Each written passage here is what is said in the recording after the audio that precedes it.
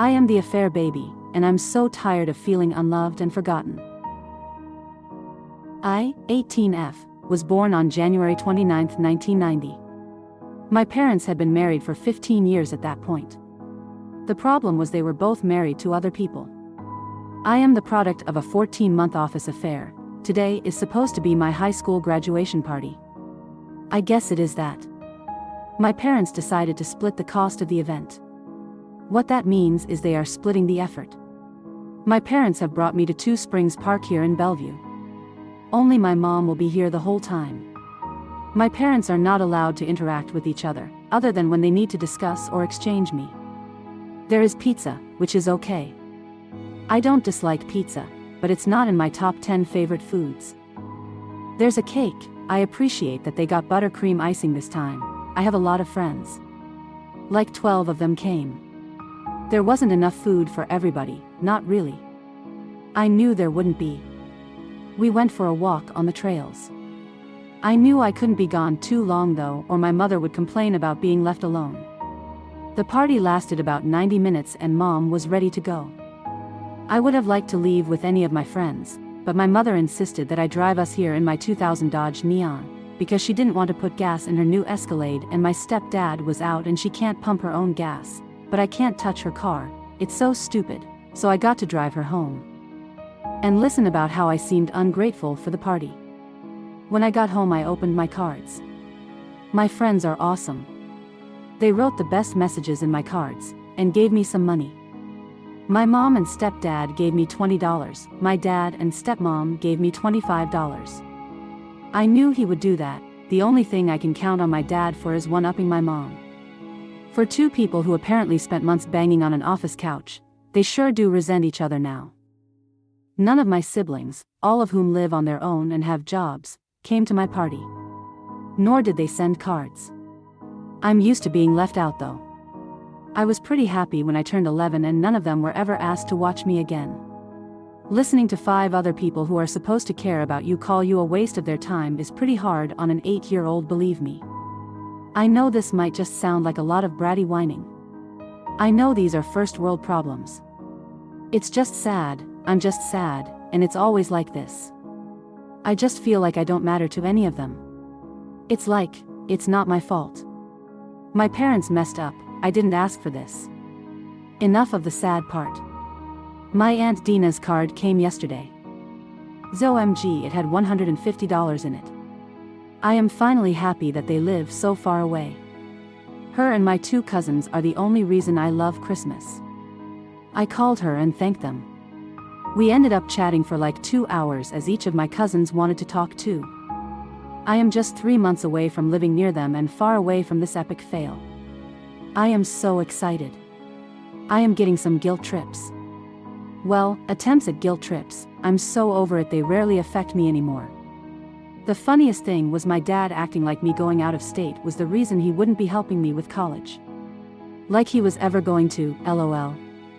Anyway, I am going to the University of Missouri, go Tigers. I can't wait.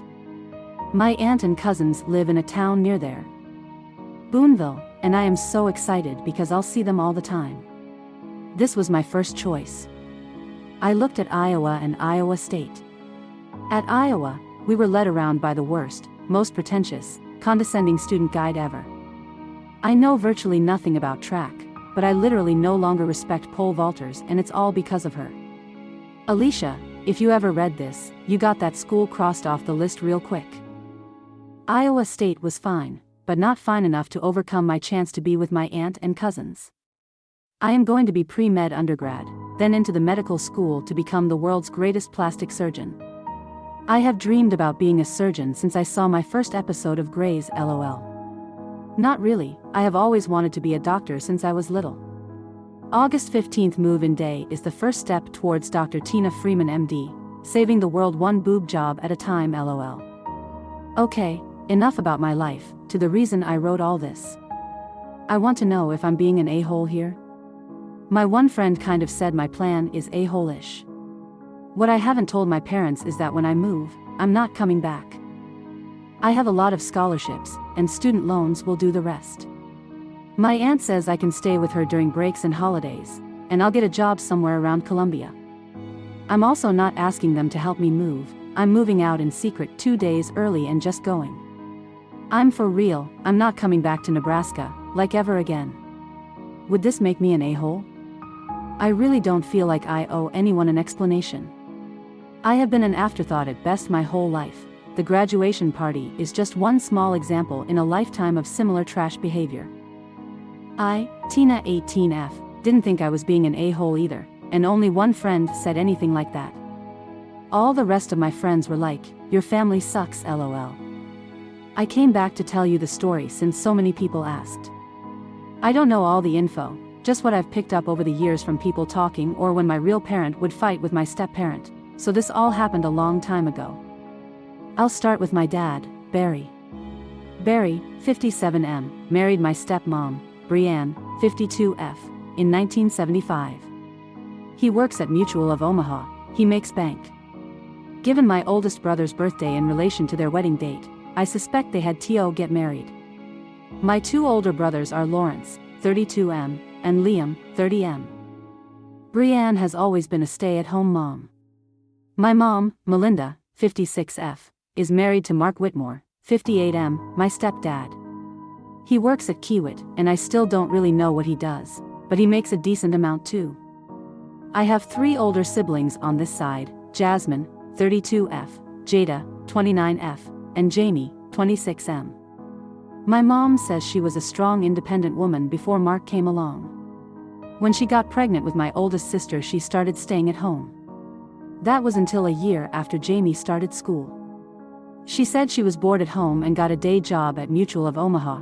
I have no idea what she did there, but I heard she was not my dad's secretary, so at least they are not that cliché, lol. I don't know how fast the affair started, but it went on for a long time. Until my mom got pregnant with me. I don't know if this was just Jada being mean, but when I was 7 I got into her makeup and she said, "I wish grandma hadn't stopped mom from aborting you." Again, I don't know if that's true. I have only seen one picture of me with my grandma, but she was smiling while holding me, so she may have liked me. She died when I was a year and a half old. I don't know how fast the affair started, but it went on for a long time. Until my mom got pregnant with me. I don't know if this was just Jada being mean, but when I was 7 I got into her makeup and she said, "I wish grandma hadn't stopped mom from aborting you." Again, I don't know if that's true. I have only seen one picture of me with my grandma, but she was smiling while holding me, so she may have liked me. She died when I was a year and a half old. My mom and Mark, I guess, were going through a dry spell. So there was no doubt that I wasn't his. The affair nearly led to divorce in both marriages, but they both ultimately decided to reconcile. None of the adults wanted another baby. My parents came to some agreement that I would spend a week in one home, the next week in the other. They have never swayed from that. They have never traded weeks. The only exception is Christmas. I spend the 23rd and 24th with the Freeman side, 25th and 26th with the Whitmore side. From what I understand, both of them told their spouses that it was a one-time thing. Mark turned into some sort of super detective and started going through everything. He found a receipt for a hotel room that was from 8 months earlier. I think he found stuff on bank statements. When they would fight, which was typical when I was there, Mark would often say stuff like, "I'm gonna check the bank statements. You're being a bitch just like when you were fucking her dad." He also had a friend or two over at Mutual that said the rumors had started over a year before he found out. Eventually, I think my mom caved and told him enough. I know Mark dropped a letter off to my Brianne. He really wanted to ruin my dad's marriage. Good luck with that. My dad is her sugar daddy. She isn't getting rid of him ever. I'm pretty sure he still cheats. They both still face their consequences. Each of my step-parents is very quick to pull the affair card during an argument. Even today, 18 years later. My dad endlessly tries to appease Brianne. If she wants it, he drops everything, that's his priority. My mom has not worked since she got pregnant with me, and Mark guilt trips her anytime she goes anywhere by herself, and then grills her about it when she gets back. The best part is that thanks to denial and blame shifting, these two grown adults blew up their own lives, and now get to make it seem like that was my fault. My siblings have always resented me. They make it sound like on the week I'm gone, their parents are just great. They don't fight, it's a fun, loving environment. That is not what it's like when I am there. My step-parents' tension towards me is obvious, and the cheater always does what they can to make them feel better. My siblings have never wanted anything to do with me. I get that they are much older, so now that I'm older I kind of understand, but I've been largely frozen out. Even once they were adults they rarely came to my birthdays or events, and if they did it was only because they would get something like dinner out of it. I'm used to it. It's just all the things that I've learned over the years that hurt the most. Like my mom and Mark took the whole family to Disney every time one of them turned 6. I've never been to Disney. My dad takes the family out to dinner for every kid's birthday, wherever they want to go, at least when I was younger he did. It's not as much now that they are adults. When it's my birthday it's always going to fast food, and it's usually just me and my dad. I didn't get to go to any of my siblings' weddings. They were either no kids or on the opposite Parents' Day.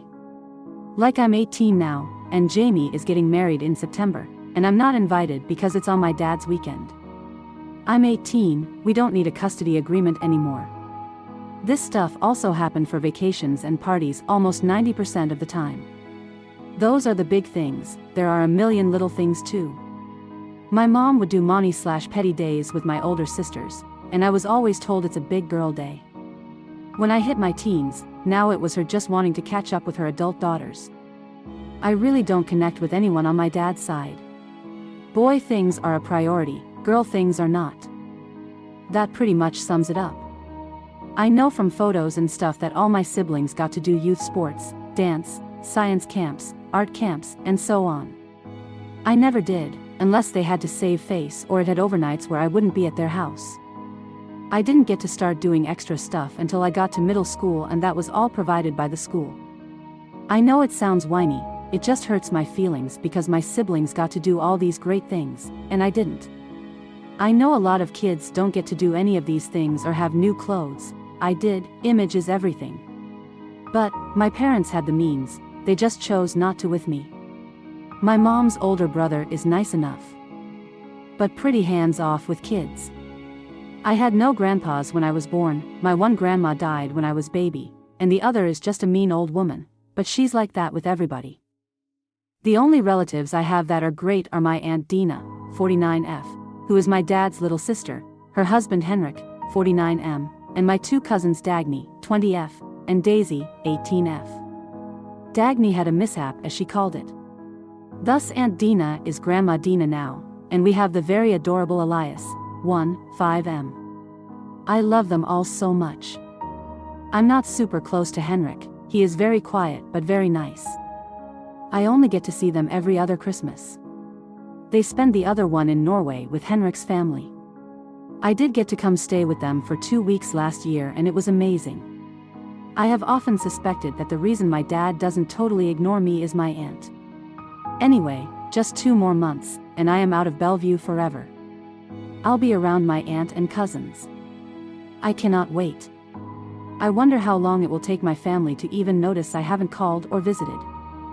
Wait until you hear this shit. So last year I told you all about how I was cutting off my family and not visiting or calling them once I left for college. I did just that. I left abruptly on August 13th with no warning, move-in day was August 15th. I got a text on the 14th from my dad asking where I was. I replied, at college in Columbia. He did not respond. That was the last message I got from any family member until October 4th. When my mother asked me if I was coming home for Thanksgiving, because they were going to Jamie's, in Lincoln, Nebraska, and weren't sure I would want to do the extra driving, it's literally an hour from Bellevue. I didn't respond, I had my answer on how long it would take them to call me the first time. I went a whole year. I didn't block them. I didn't hide my Facebook page. I got 3 messages. The one above about Thanksgiving, then one from each parent about Christmas. I didn't go home for Christmas, this was the year my aunt and uncle went to Norway. I ended up house sitting for them. Spring semester they didn't even bother. I have loved my first year here. I get to see my aunt and cousins more now than ever. I love being anti-teeny. I managed to find a job as a hostess. I made a few good friends and met my boyfriend. He is also pre-med and also has a job, so we don't have a lot of free time together. We basically just do the same two things all the time. One of them is studying. The other is studying LOL. That brings me to my huge problem. My boyfriend said I should take out a credit card and start building some credit. I do have a bank account, so I went to my branch and asked about cards. They had some options for people with no credit history. I picked one and they ran my credit. I didn't have no history. I had a credit score of 415. Which made absolutely no sense at all. I looked into this and I have two defaulted credit cards. One for $3,000 and one for $4,000 completely maxed out and not paid in over 6 months. I contacted the card company and got a statement. The charges on the card are for catering, a DJ, and other things like that. That's when it came to me. My brother Jamie got married in September of last year. Per usual, it was planned so I wouldn't be there. I called my mom and she totally tried to downplay everything. I was furious. I honestly don't think I had ever yelled at my mom before. She began talking about how family has to come through for each other. I told her that she stole from me. She said they did not. Mark needed the extra money for the wedding and is going to pay them off. When I told her they were defaulted, she gave more excuses. Then she went into this whole thing about how things aren't as great, they are a bit overextended and just needed a little extra, especially with the wedding. I lost it. I pointed out that they didn't even want me at the wedding, that they paid for with money stolen from me. She tried to turn it around on me, saying I was always invited, I just didn't come. Then it was this huge attempt at guilt-tripping me into being okay with this, talking about the family needs, being there for everyone, and how Mark cares for everyone and just needed a little help from me. He does not care about me. To him I am just a reminder that he can't satisfy his wife. I finally told her that she has a week to have this taken care of and hung up. I have been so angry about this for 2 days now. I just can't believe they would do this. I get left out of everything my whole life, then they pull this when I finally get away from them. I told Aunt Dina about everything and she said I should go to the police. I am strongly considering it. Shit has literally hit the fan. The day after my last post, I called the Bellevue police station and reported my stepdad for identity theft. I did all I could over the phone that day, and the next weekend made the trip up there to do what I could in person. I had the credit card statements.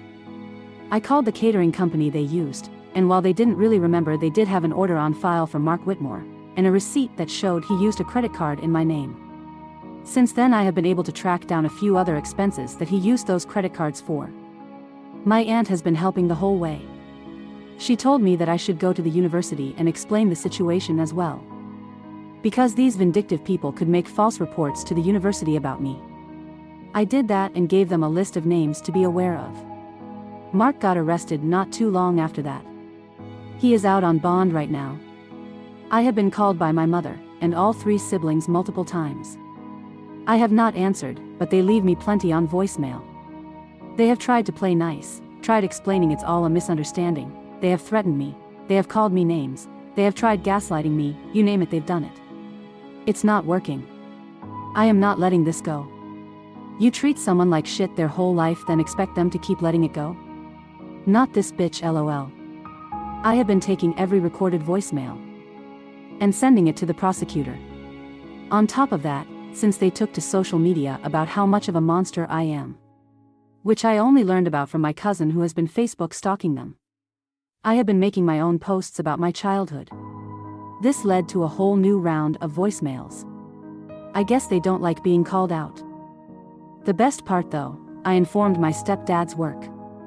I don't know if anything will come of that, but I ended it by saying, I just thought you should know, if he can steal from his own stepdaughter, I wouldn't put it past him stealing from his work. The odd side effect is that my stepmom Brianne has been sending me nice messages and encouragement. I don't think this woman had ever genuinely said something nice about me or to me ever. I guess because I am sticking it to the other woman in a way, I have finally earned some love from her. Right now I'm just in a waiting game. The actual first court date isn't for months.